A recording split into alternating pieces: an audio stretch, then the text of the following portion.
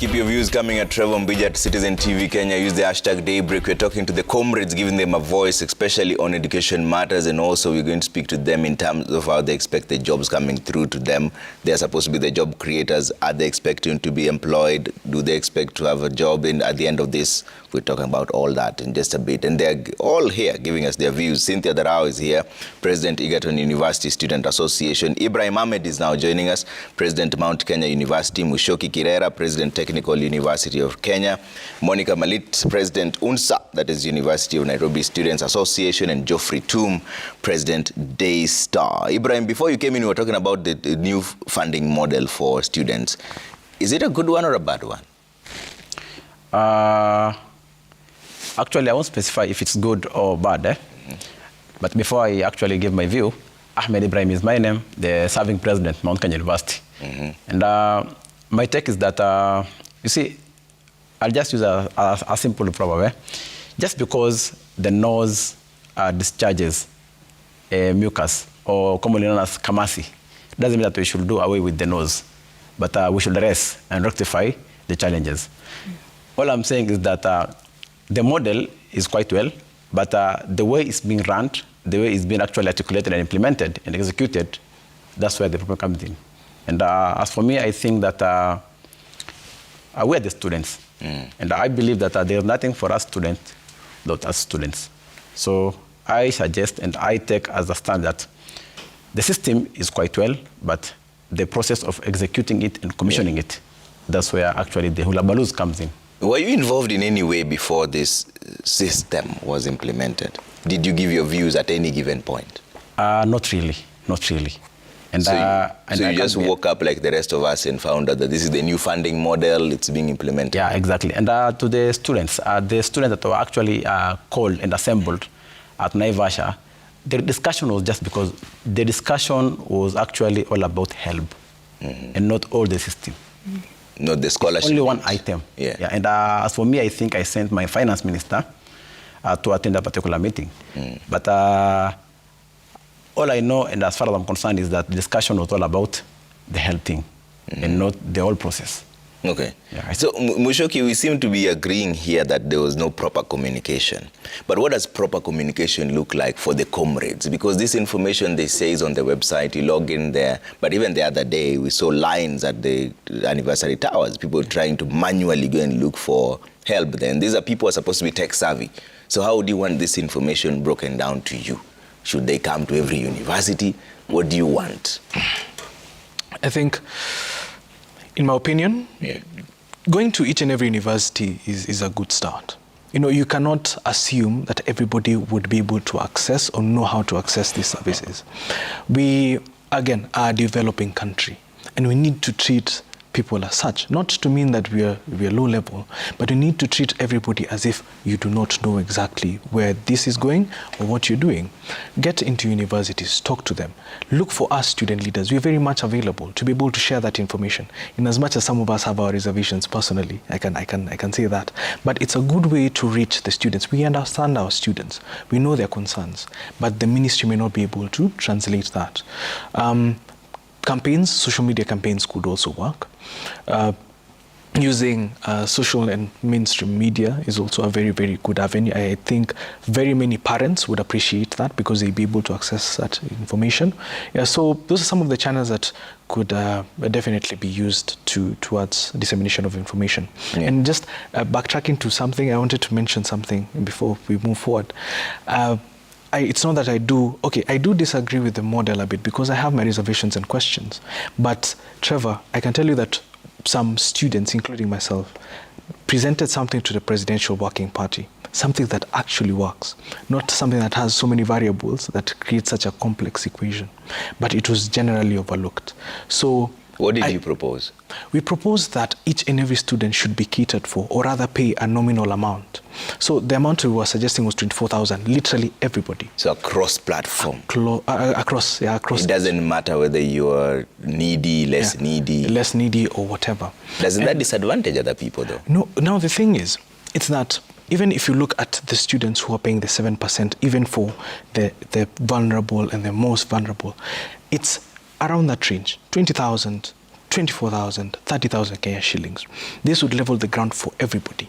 The issue with the current model, and at some point it will tip all over, because some of the students who get larger loans will have larger debt, others will have less debt.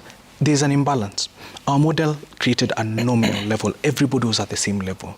And the thing was, even after doing the arithmetic, the government would give the same amount, literally cater for each and every student adequately. What this other particular model does is that it creates a degree of complexity. Too many variables. Let me give, for example, somebody mentioned, and my leaders have it was Monica. She said that, for example, a parent dies, and you were supposed to pay the 7% from that household. Probably you've even gotten a bigger loan for the 55% bracket. You will definitely be in a very difficult place to cater. You understand? And you can also not also assume that because you are a parent, or you have a parent, that the parent is responsible for your catering. It is a hypothetical situation. Why? You're above 18. If the parent comes to you and tells you, you're above 18 years and I won't be able to cater, there's only so much you can be able to do. Those are some of the cracks and loopholes that are in this particular model. So their being there and the economic status doesn't matter anymore? Yes. In as much as, according to the means testing, you may actually be at an advantage level. Yeah. It's just detrimental. Again, it will create a lot of problems. Yeah. There are a lot of gaps. There's misinformation. There's non-information. Yeah. It creates a very big problem. Okay. So, Geoffrey, what would you recommend going forward, and how would you prefer to be reached to? Do you want to be called to the anniversary towers? Do you want them to come to the universities? Because there was a meeting. I think Monica is the only one who seems to have attended it in Naivasha. What would you rather they do now to disseminate this information? You see, Trevor, as I earlier said, engagement is key. Because in my opinion, and in the opinion of comrades, it doesn't make sense for people to sit in a boardroom and make decisions that directly affect comrades without the comrades being involved. In my opinion, one meeting in Naivasha is not enough. They need to come to the grassroots levels. Understand? They need to come to us. They need to speak to us. Because to what end will we be embellishing a new system, supporting it until it doesn't work, and then we come back again, embellish the same system, change a few things, it doesn't work. Yeah? Because this is not progressive at the end of the day. We want a situation whereby we can comfortably sit as a comrade. You can sit down and know that my education is secure. Though I have to give props to the government that we are finally having this conversation, because the previous system was not working. So if, as I said, if they can come to us, if they can call on us to have a sit down and discuss these things, I believe we can come up with an amicable solution that will benefit us. Because as you've seen in the current system, they're doing away with the joyriders. Because you'll find that students who are able to cater for their own fee, maybe through their guardians or their parents, will still opt for the help and for the funding that was being given to universities. So they will come as a government-sponsored student, and yet they can pay. And you see now the problem is the really needy students will not benefit, because the current model says that you should pay a certain amount. The government will cater for this percent and you'll have to pay this percent. But you see now, if you don't have any means as a student, then you can't even pay for the one that you are required to pay. So with the new system, at least, if, as I say, they can ascertain that this is a really needed student and they can be paid for the whole fee, then we will support this system. But again, we have to, because the government has declared that this is the new system, and we'll support the government, but we want to have these conversations with them. Okay. Yeah. Cynthia, what would you rather see going forward? For me, I would like to retaliate and say it is about equity. Somebody who is in need of 10,000 to reach to somebody who is in need of 50,000, for them to have an equity. This person will be given 40,000 and this other person will not be given anything. So it is about equity. I'm supporting the model because I come from the village. in Kiambu, from a village in Kiambu. And I have seen my fellow comrades or my fellow young men and women not go to college, not go to campus because they don't have that 30,000 that was required in the past. And I would like to add on to what Tum said, that the previous system, no matter how good it was, it never worked. The cost of living has gone up. Universities were struggling, especially in terms of finances, because if you do block funding, there is no way you're going to help us. There was no help system for the schools. So, and I believe it is even going to push our schools harder, especially public schools, because they will be forced to look for more ways of earning money, and that will increase the rate of innovation in our schools. That will increase the rate of youth support, yes, through offering employment in our schools. I am looking into a situation where we will have workable work-study programs, very improved work-study programs. I was talking to students in the United States of America. They have very high student loans, very high. But their work-study programs have risen up to the task. Yes, all the areas around their schools, they are well-versed with good employment opportunities, such that these students can be able to cater for their loans by the time they are leaving school. So I'm looking at the future, and I'm seeing a very bright future. And going forward, if the government just seals these loopholes in terms of communication, like my fellow people have said, social media sensitization, we are in social media as a youth. We let it be explained into simpler terms. Even if we use cartoons, it's okay. So I believe if we do a lot more sensitization and make people understand, we are going to get to a better place. Okay. Monica? Your recommendations, because I'd like us to talk about other challenges that comrades face apart from this. For me, I'll start maybe with smaller meetings of different universities and their leaders. Yeah. And from there now we can go back to our universities and maybe organize events around that line of the new funding model, and now inviting them. It might not be a possibility, and it might want to income more funds for maybe help. It's not about help alone. I just think it's a sector of the new education model, but they're not the only one. They're not the only stakeholders. And the meeting we had in Naivasha was maybe their formalities. It wasn't about the new funding anyway. It was about on how to improve help and all of that. So if we can start somewhere, it has been decided, can we be called maybe and have a sitting? For you to get our views at Citizen, here you called us and said, can we get to understand what how you understanding the information from the media platforms, how you taking it? And if it's one thing, I can read and understand myself, but how do I get out to explain to someone else? Proposals are written, and you're expected again to present them so that you can make someone who's just going through a paper understand. So it's one thing to read and it's one thing to see, but there is that understanding and explanation. That's why we have lecturers who come to give lectures. The information is in books. Now you can't tell me as a student, having a textbook or having a whole pages of 100 pages is enough for me. You know, that's what I feel the government is doing. The Ministry of Education, not the government anyway, the Ministry of Education has placed it somewhere, and they expect us to just do the reading on our own. So from that part, I would want engagement and explanation to it. And then again, like Cynthia said, there is the bridging of gap between the maybe the well-off people and maybe the low-grass people.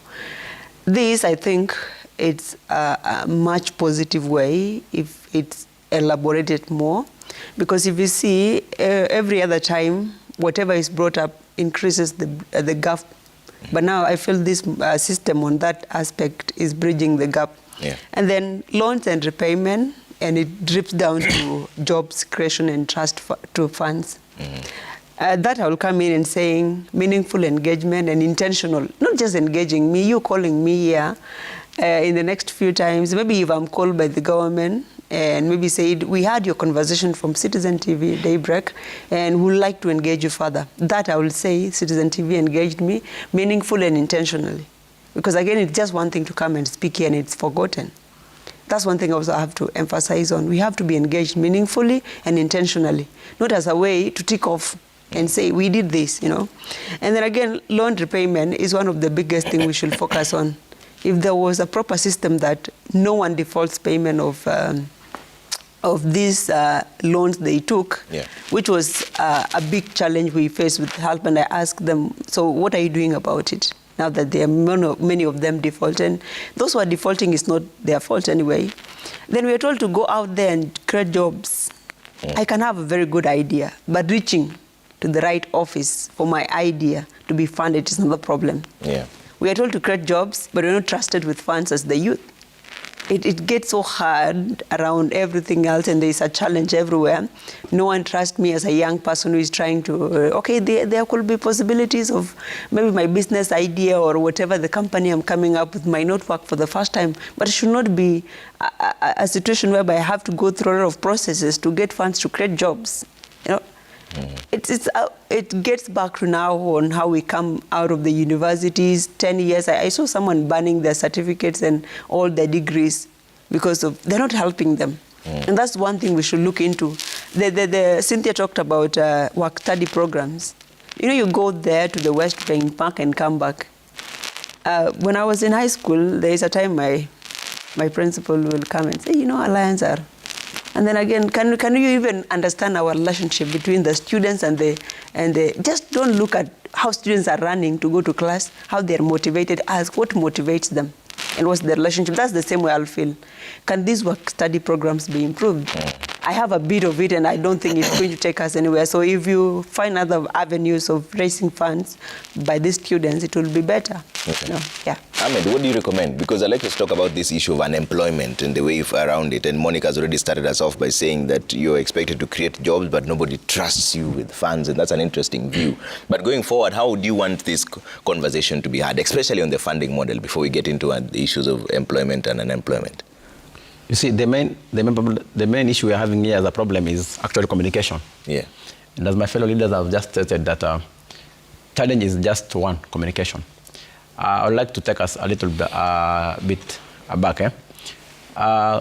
When we actually had the discussion of BBI, the previous government, before actually it commenced the discussion of BBI, they did a thorough sensitization, a thorough engagement. And as I clearly remember that, universities were actually avenues that were used. I remember that back then in 2019, I was still in my first degree. And at that particular juncture, that's when the BBI thing actually came out. And the serving government by then engaged us, more so the students, not the student leaders, the students. And let's actually do away with this misunderstanding of the meeting that was held at Naivasha was all about to discuss the new model. The meeting held at Naivasha was specifically for HELP and not any other subjects. So my take is simple. The communication, the channel of communication is actually one thing, and one thing they should do, not necessarily the student leaders, and not necessarily actually the people actually working with the presidency and so on. No, there are actually sectors, the CS, education, treasury, and so on. They can engage these student leaders or students at a time. Maybe, let's say, doing the same routine they did when BBI was being initiated. And because one thing I believe this is that the same personnel serving or running this particular government, some of them actually ran the previous government. So in one or the other, they can do the same. My take, I submit. Okay. Mushoki, let's talk about now the issue of unemployment. What is your way forward in terms of creating an employment for the young people like yourselves? And as you people are in the university, what comes to your mind? Are you looking to create jobs? Are you looking for the jobs themselves? Many people say you should be thinking about creating jobs. What comes to your mind when you think about your future? So Trevor, I'd start by saying that one of the things the government could definitely do is demonopolize, I don't know if that's an actual word, but demonopolize some of the government entities. For example, NTSA and NEMA, so that we can have students getting into these particular organizations much more as employees. When the government holds onto such entities as a monopoly, then it creates a very difficult channel to get people into employment. I can remember my governor, Irungu Kangata, once said that it's you can compare it to having one attorney general who should deal with all legal matters in the country. Then all the other lawyers within the country would not be able to have any opportunity if you only had to channel through that one avenue to get services. So we need to, first of all, demonopolize, be able to give other entities the mandate to carry out some of these activities, especially an entity such as NEMA. Secondly, less stringent requirements for people to qualify into particular professionalisms. So for example, engineers. I told you there are 3,000 certified engineers, but 20,000 graduate engineers. It's not that all these other 17,000 are probably dumb, but it's because of the metrics used to qualify them into engineers. I said we are a developing country. We need as many engineers, as many doctors, as many all these people, but we can be able to leverage on that so that we can be able to have more people into employment. Another thing, I would propose for the ministry to track unemployment rates and present it to the public. Why is this important? It's because the very moment you present to the public, we can be able to understand the gravitas of this whole situation. If we do not know, then people will not care. We'll talk about unemployment as a very vague term. Like right now, if I was to ask anybody in the whole country how many people are currently unemployed, we cannot say. How many university graduates are unemployed, we cannot say. But the very moment the Ministry of Education, of which now it would work probably against them, brings out these figures, then we can be able to understand the extent and also put some weight into creating more employment.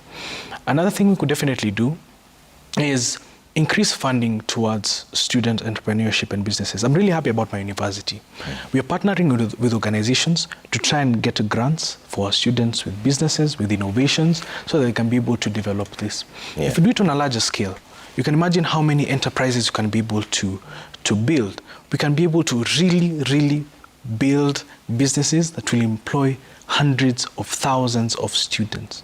And the government can definitely look for a way to give banks or even give loaning facilities the capability to do so, then it would be a very good way to deal with an unemployment situation. Okay. Geoffrey, what are your thoughts on this issue around unemployment? On unemployment, I think we can backtrack it a bit to internships. The comrade right now is at a state of hopelessness. Hopelessness because the future is not looking bright, if I may say, because there are no internships. Yeah. Comrades who are not in a university, or rather privileged to be in a university like myself, where the university goes out of its way to get us internships, then they're left at a situation whereby they're looking for internships, they're not getting these internships. And you see now that one will demoralize them because supposing they can't get an internship, because this is the question that they ask themselves, what about now in the job market? So first and foremost, I think the government should, or rather I believe that the government should come up with legislation, because you see the private sector makes up, I think 60%, takes up 60% of graduates. So the government should come up with the legislation to mandate these corporates and the private sector in general to take internships, to give internships rather to students. Number one. And going back to the conversation about the help, then this because the unpaid internships, the private sectors can come and say, okay, we'll give you an internship, we won't pay you, but we'll assist you in paying your debt.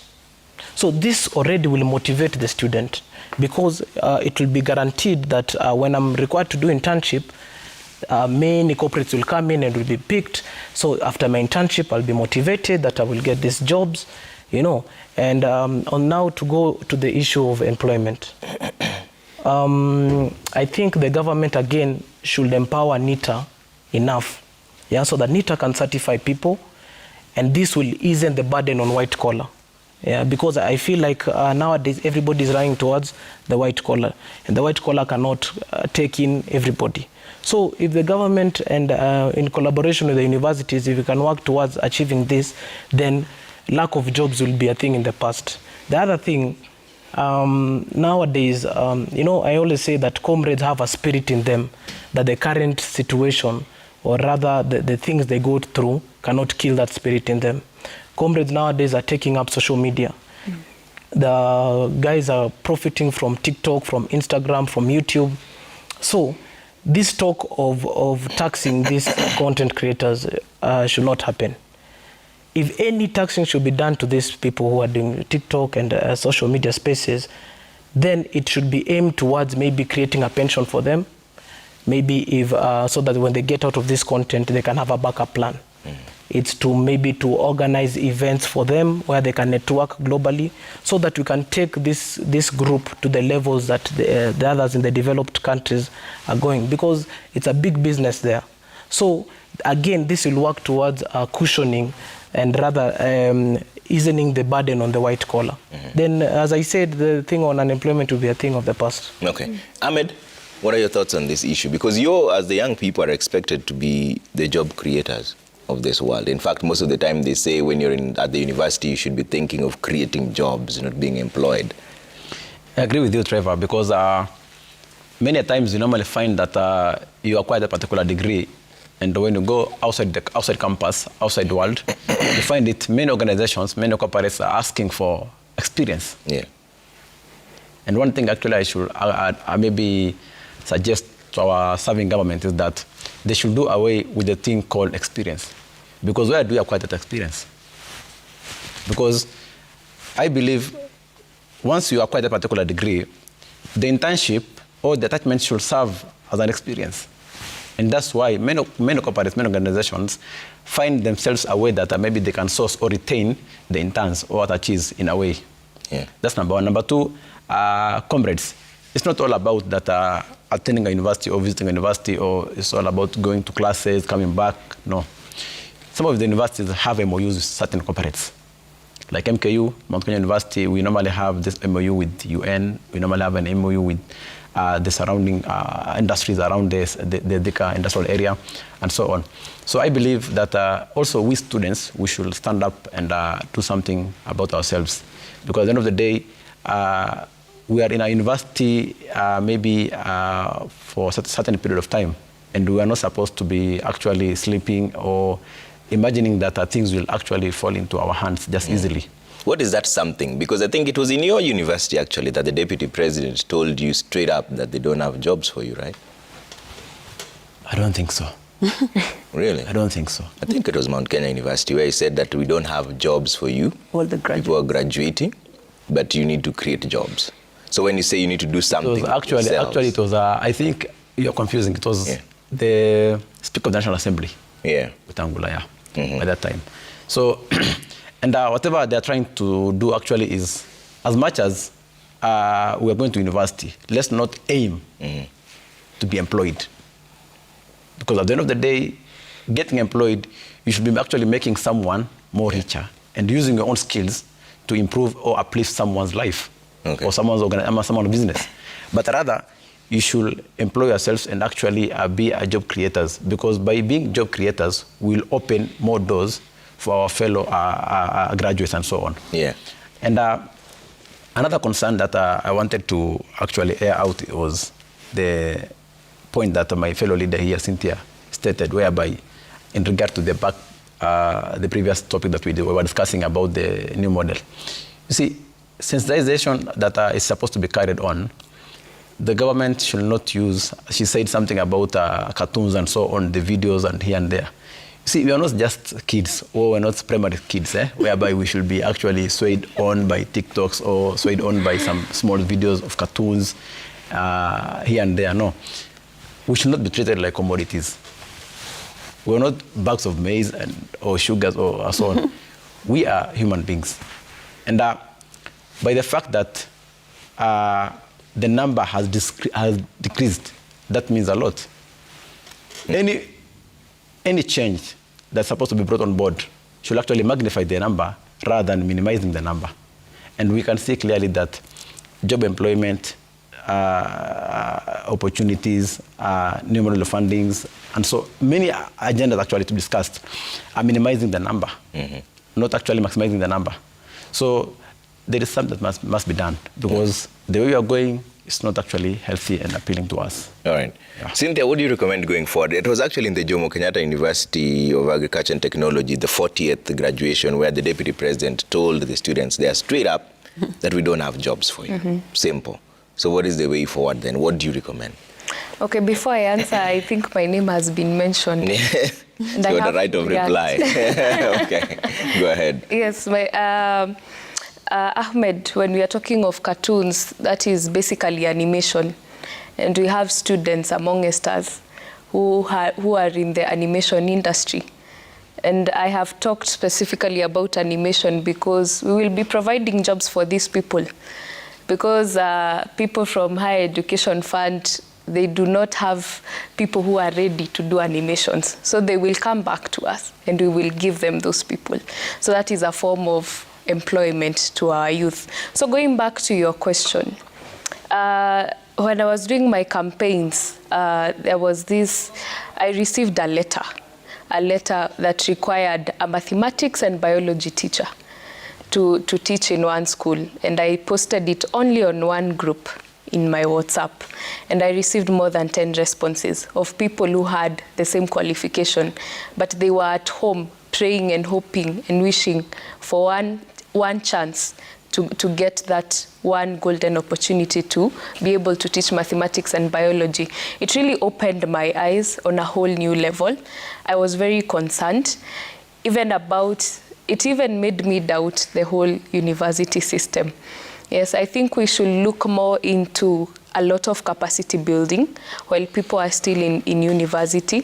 We should look more into training our students and giving them more information on if I am taking Bachelor of Social Sciences, what is there for me? How should I prepare? These companies should now move from their offices and come to the university ground and tell them, this is what we require of you, this is what we require of you, this is what we do not want from you, so that we can start preparing early in advance. If there are certificates that are required of us, if it is a certificate of volunteership, we do it early enough. So I think we need a lot of capacity building, even in the dimension of innovation.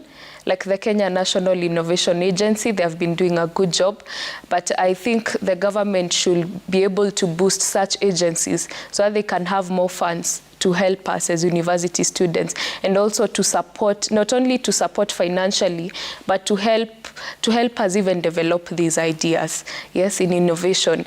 Funds like the youth education, the youth fund, they should be boosted financially so that they can be able to give us more startups as university students. So that is my take. So capacity building is the main issue. And Monica, you're the one who raised this conversation saying that you're expected to create jobs and you're not trusted with the funds. What did you mean by that? Okay, this conversation, or it came to my attention when I was in an engagement with a trade ambassador to Kenya from US, and she was talking of, that was Ambassador Tai, she was talking of how a youth could be maybe taken into trade and how they can acquire such places, and the common issue of students expected to create their own jobs for themselves. But when I look at it and when I sit down, most of our, maybe the young people or the youth are not trusted with funds, or maybe if you come up and say this is how is it called? Okay, let me put it out this way. If you say this is, okay, I have this idea, and this idea, I'm expecting this, maybe financial support is usually the major thing. Yeah. We have had situations whereby your ideas are taken from the youth and implemented by people who have the funds. And they leave you out of it. And they leave you out of it, which is the biggest fear. You go to many offices, you go to many funding programs to give you loan, and in the process of you pitching your idea to them, it's already a gone case. The idea is stolen. It's stolen from you. And then now it has shifted to, as a refugee maybe, where I come from, like for maybe to get back to internships when people want to start. The medical students now, you study for 6 years and then you are placed for internships. The Kenyan ones are paid, but as a refugee in Kenya and as a foreigner, you cannot get that internship. And then it's a whole thing that comes up with how it is going about. And for me, I'm thinking differently because now I'm international. I'm thinking all differently out of it. But in the context of Kenya, I've seen some negative energy with employment and its thoughts in Kenya. People are expecting, and that's why there are many people flying out of Kenya. And you get situations where people go expose themselves in very bad conditions to get these jobs. So can we first start by letting them understand what is the meaning of these job creating? How do we create these jobs? It was one thing for Deputy President to say that there are no jobs out there and you're expected to create your own. And it's another thing for him maybe to say, this is how you create your jobs and this is how you're going to ease in it and this how, because it has been a thing that has been said over and over again. And maybe, like Cynthia said, if you can get back to the universities and train students, build that capacity and make them understand how is it like out there. Back in the years, there was a time, people, I understand from the University of Nairobi, there's a time companies will come and by the time you just graduate, you already have an employment back in the days. So it's such a very critical moment as well, whereby we can get such situations. Yeah. You get into internship and you're taken, or companies come to the university and say, we have students to employ. Yeah. Maybe okay, then education was just, the country was being built. But now it gets back to a stack whereby I was in Kibera Law Courts for attachment, for judicial attachment, and I was just seeing, for how long will this person sit here for me to come and have a space? We have one state council since I went there. So for how many state council will we have? How many time will I get an employment in Kibera Law Courts? Yeah. In Milimani, the same way to everywhere. So you get everything is so packed. And as a young upcoming lawyer, you really want to know, where am I going to belong? So it's a lot way of making us understand and not talking to us of job creations and all of that. There are no funds for us to create jobs. There's no trust. Our ideas are stolen from us. And it gives us the fear. Yeah, but Mushoki, are you trained well enough and to be ready for the market? Because there's also those people who say that the young people who come out of the universities somehow tend to be disappointing when they're given the chance. What is the problem there? Is it a disconnect between what the market wants and what you're trained for? Or what is the issue here? I'd present two arguments. Yeah. One of the arguments is it could be case specific, meaning there are particular individuals who are not probably as adept in a particular field as much as the organization would want. So that's very individualistic. That's in an individual capacity. I think there is need for the curriculum to be updated. For example, as my fellow president said, and I loved it, social media is a very big thing. And people are making a lot of money from social media. But the curriculum in our universities, especially in matters journalism, focuses on traditional media and not the modern mainstream kind of media. So we need to be able to move with the times so that we can be able to, as well, be in touch with what is market required. That is something that the ministry and our universities should definitely look into. They should also loop in the current students and the recent generations, because the ones who are there have been there for the longest time. They know, and we can't blame them for that. But it's very important for them to understand that times have changed. The market requires something very different from what was required in the 1990s. Previously, probably you needed to be always in front of a camera to be able to get airtime. Right now you need a cell phone. Most people may want to get into that, but they're not taught that in the current curriculum. So there's that disconnect between the market and also a curriculum. That one is honest. And as I've said before, the other one is just case specific. Some people may have studied, not probably in the best way, or probably how they found their way through, and that's why they come out differently. Yeah. Geoffrey, is it time to change the training format in the universities so that when you are out there, for example, in your career field, you know how the world has changed, what you need to do to merge into the market right now, so that even if an opportunity is given to you, then you can execute it, and it's not just theoretical knowledge? Thank you, Trevor. I think it's very necessary. Necessary in the sense that, you see, what happens here is that once the universities are not accredited the funding they require to operate, then automatically the quality of education goes down. Yeah. Universities currently are struggling to stay afloat these hard economic times. So you have demotivated lecturers. So you don't get the value of the university that you're going to. So number one, if the funding is increased to the universities, then that will improve the quality of education, hence training. And for me, I think it is very sad to see our Deputy President of the Republic of Kenya saying that, standing in front of graduates and saying that we have no jobs for you, that you have to create jobs. These are people who are hopeful. You know, university is not simple. University, there are a lot of assignments, a lot of deadlines you have to meet, and then the day you graduate is a day of hope. So if you are told we have no jobs for you, at least say we don't have jobs, but you can do this, but we are doing this at the same time. Just to agree on what my fellow president here, Monica, was saying, that assistance is key. Understand? Assistance in the sense that the government should come to us, the government should tell us that yes, there are no jobs, but you can create jobs by doing this. The government can introduce programs, to students, so that can create another option, because the majority of the comrades are waiting to be employed, and that's the reality. That's the reality in universities. Go across universities and ask. They will tell you, I want to work here, I want to work here. Very few will tell you that I want to innovate and do this business, I want to create this employment. So at the end of the day, the only way to improve the quality of education is to realize as a country that higher education is really key. We have a lot of transition that is happening currently. Higher education is really key. Let us be at the forefront and fund these universities so that we can improve the quality of life and improve education. Once we do that as a country, then we'll be able to see. And we'll be sat here maybe and we'll say that at least now we can see that the training that is being done transposes to the employment field. Okay. Yeah. Ahmed, is the training the problem? Or is just the job market?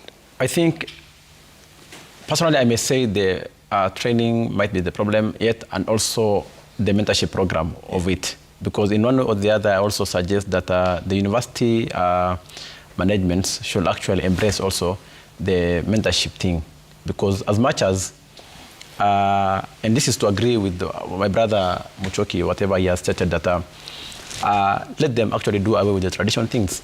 Because day in, day out, year in, year out, the same routine, the same thing that is being carried on should be actually looked up to. And they should actually change that particular ideology and come up with something and embrace something, a new change, I mean.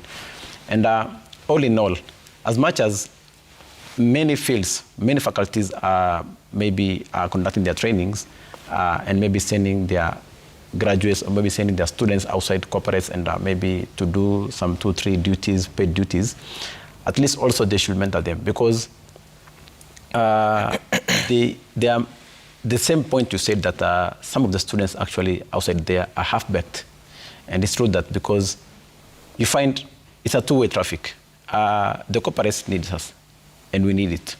So as much as we are being taken through the theory part of the study, at least the actualizing thing, we have to face it while in campus before going actually to the outside corporate.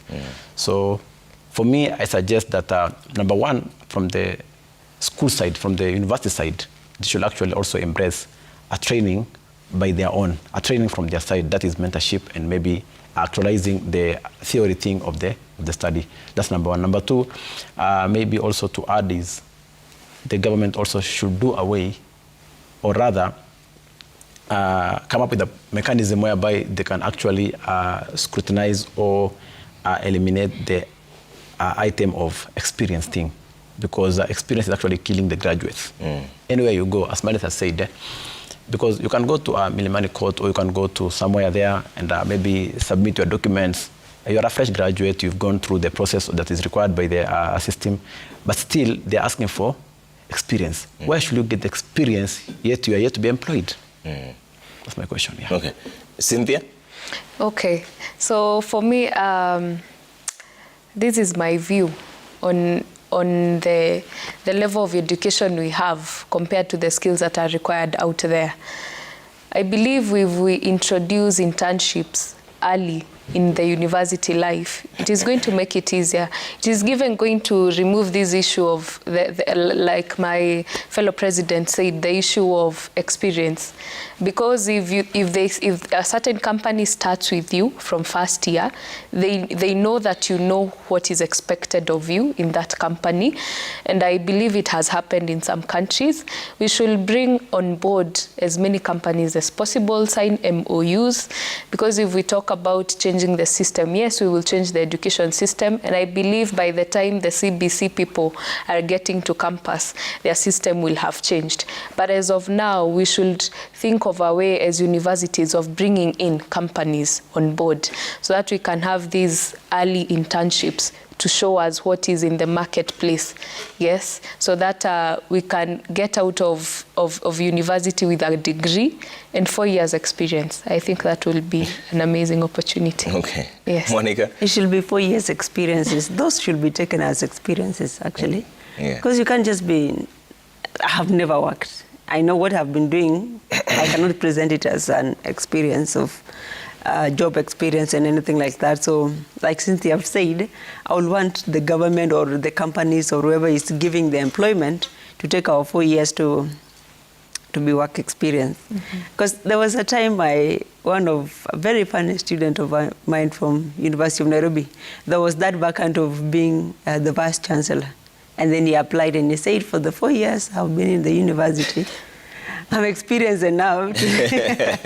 And now it's He wanted to be the VC. Yes, he wanted to be the VC, but that aside, we need to actually change the model of maybe admitting new graduates from the university. We are fighting a lot from the universities. A lot is happening to us and a lot of mental health issues. Nowadays, it's called mental health. And people are talking about it and drugs and substance abuse. For you to be ready for a job, there are so many surroundings, so many things that should be put into consideration. And maybe our interaction with the lecturers, especially at this moment, is not as cordial as before. Now I cannot just freely walk maybe to a lecturer, or after a lecture I'll just have time to maybe let them give me their understanding. So there's that gap between the...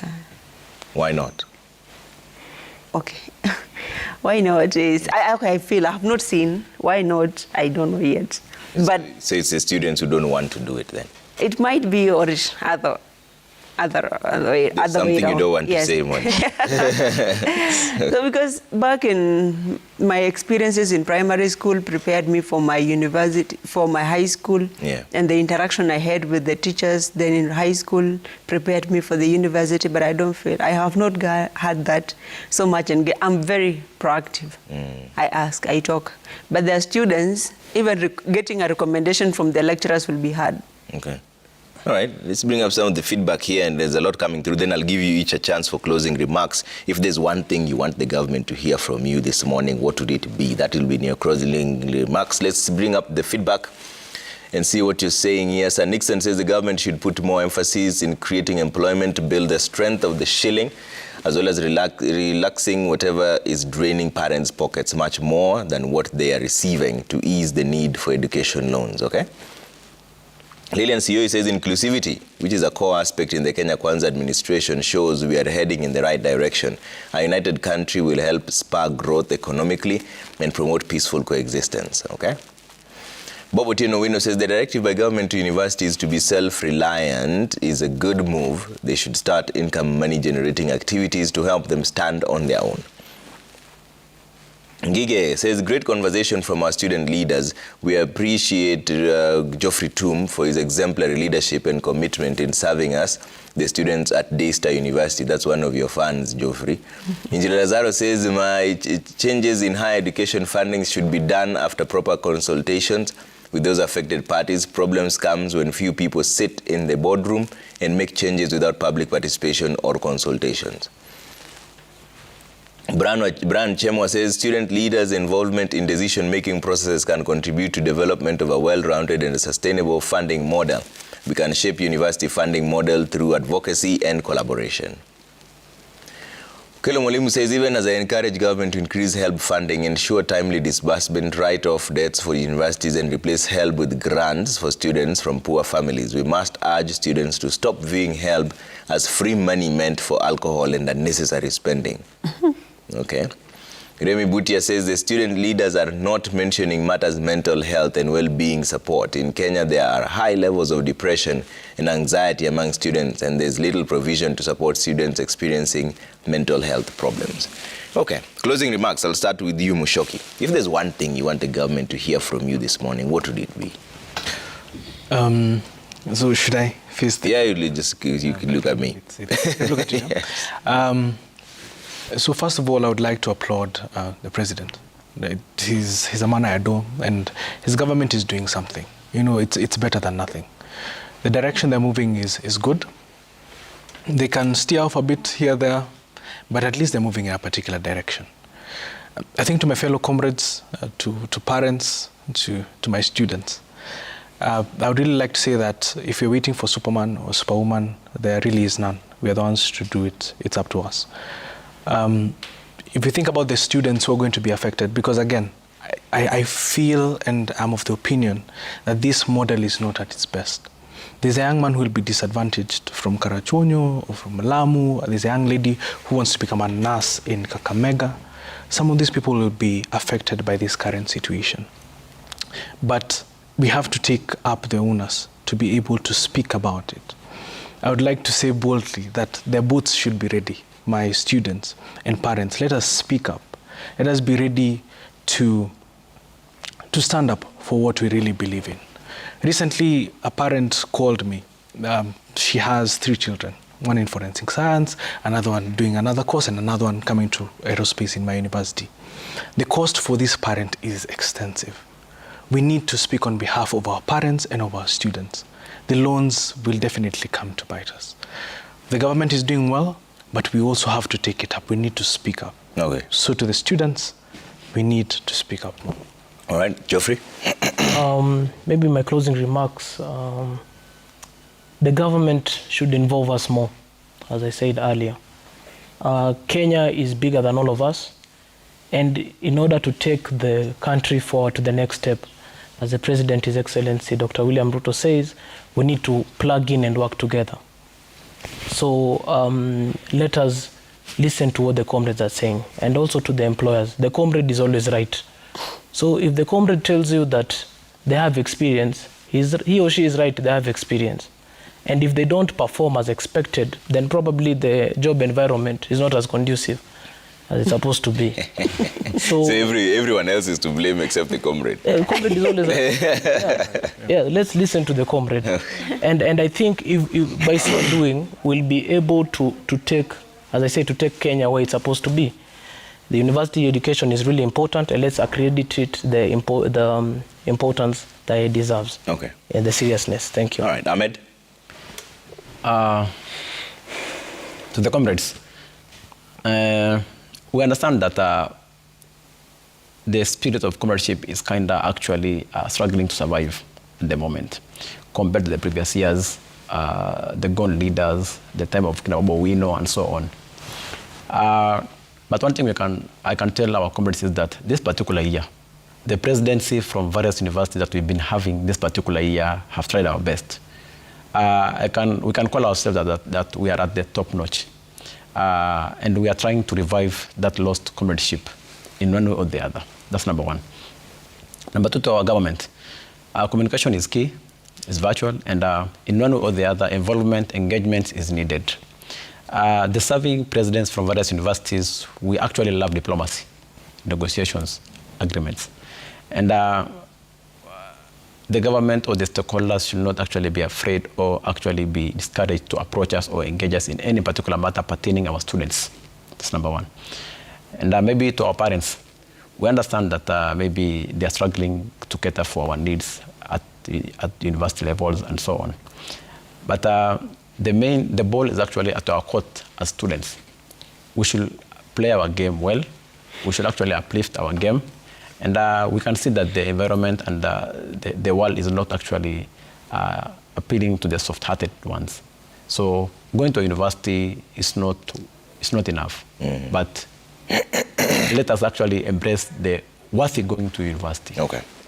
Let not just go to universities for the sake of actually actually passing by or acquiring that particular degree. But let's go to university, expose ourselves, experience ourselves, nurture ourselves, understand our talents, our motives, and so on. All right. I submit. Thank you. Cynthia.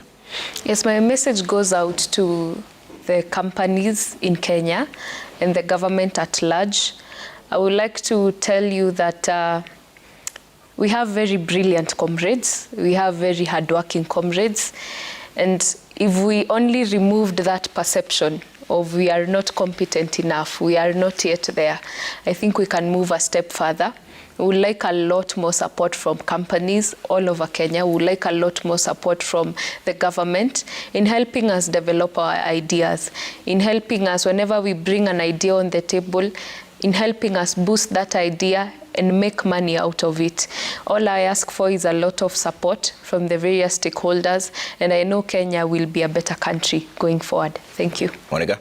Thank you so much, and this goes to the comrades. We are losing our power because of our interest or our willpower to say what is good for us is always being bought and compromised. And if you can focus enough, the policies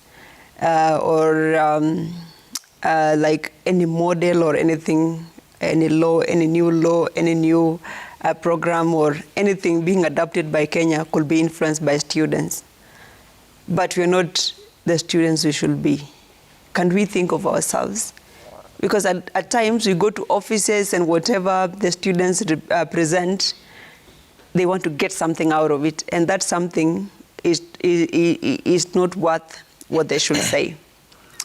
Upholding integrity is very key to all the comrades, to the student leaders, now to all the others. Maybe just a comrade and mere comrade. Don't go to offices to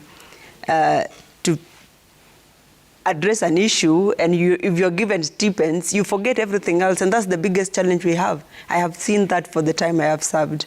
We are not intentional with what we want. You get something small, and then you forget the whole idea that you are fighting for a larger number of students. And if you have to do something, when back in the days, when you see a student on the street, they have a clear agenda. But nowadays, you will see someone on street selling scripted ideas from people, from others, not themselves. And that's why we have lost it all as the students. So we can only claim our glory. We can only influence decision if we're not influenced by stipends or anything, because we are selling our nation. We are selling our voices, which should not be right. So integrity, and to the government, involve us intentionally. Don't just involve us for formalities and to be seen. For me, if I go to some offices, I don't maybe scramble. Can we have a picture and all of that? Because I feel like we're being misused as students. At times you get people having different ideas, and now that's the time they rob you in and they want you to go out there on social media. Don't always be negative. This negativity is sponsored at times. But if we are intentional, and if we uphold the integrity and fighting for what is right for the comrades, will influence decision. Yes. All right. Thank you very much for making time this morning. Cynthia Darao, President, Egerton University Student Association; Ibrahim Ahmed, President, Mount Kenya University; Mushoki Kirera, President, Technical University of Kenya; and Monica Malit, President, UNSA, University of Nairobi Students Association; and Geoffrey Tum, President, Daystar University. Thank you all for having that conversation with us this morning. That's where we'll leave it for now. Coming up next is Level Up Friday with Ben Sue and Roy T-Boy, I believe, on the decks, right? Bye for now.